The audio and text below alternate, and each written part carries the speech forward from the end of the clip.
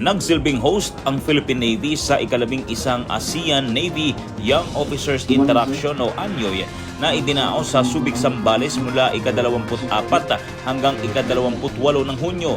Sa ilalim ng tema nitong Empowering ASEAN Young Leaders for a Progressive Cooperation Towards a Peaceful and Secure Maritime Region, dumalo sa aktibidad ang mga nakababatang Navy officers mula sa 10 mga bansa sa Timog Silangang Asya. Kumatawa naman sa Philippine Navy ang 4 na mga junior officers.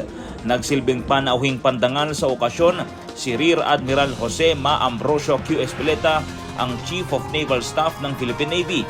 Sa kanyang talumpati, binigyang diin ni Rear Admiral Espeleta ang kahalagahan ng pagkakaisa ng mga hukbong dagat sa Timog Silangang Asya. On behalf of the Philippine Navy, it is with immense honor and pride that we are hosting the 11th annual. May your participation invigorate your drive towards selflessly serving not only your respective Navy, but that of the ASEAN community. Thus, we as ASEAN navies, and you as Sentinel of Maritime Domain, must find it crucial to stand as one ASEAN, unified and interoperable.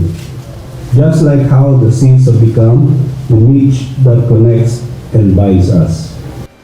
Ang aktibidad na ito ay bahagi ng ASEAN Navy Chiefs Meeting noong nakaraang taon na naglalayong bigyan ng pagkakataon ng mga nakababatang Navy officers sa ASEAN region na mas patibayin pa ang kanilang ugnayan sa kanilang mga contemporaries sa mga hukbong dagat sa Timog Silangang Asya.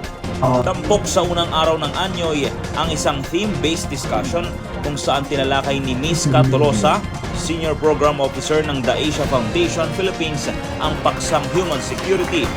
Sa sumunod na araw ay nilibot ng mga delegado ng ANYOY ang ilang mga tourist spots sa loob ng Subic, Zambales at nagkaroon naman ng team building activity kinahapunan.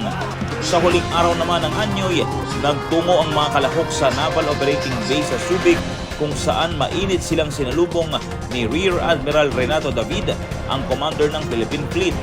Ipinasilip ng Philippine Navy ang dalawa sa mga makabagong barko nito, ang BRP Jose Rizal o FF-150 at BRP Tarlac o LD-601, maging ang anti-submarine helicopter na Augusta Westland 159 ng Naval Air Wing. Mula rito sa Subic sa lalawigan ng Zambales, ito si Ensign Bam Orpilla nag-uulat para sa Oras ng Mandaragat at Mandirigma. Oras ng Mandaragat.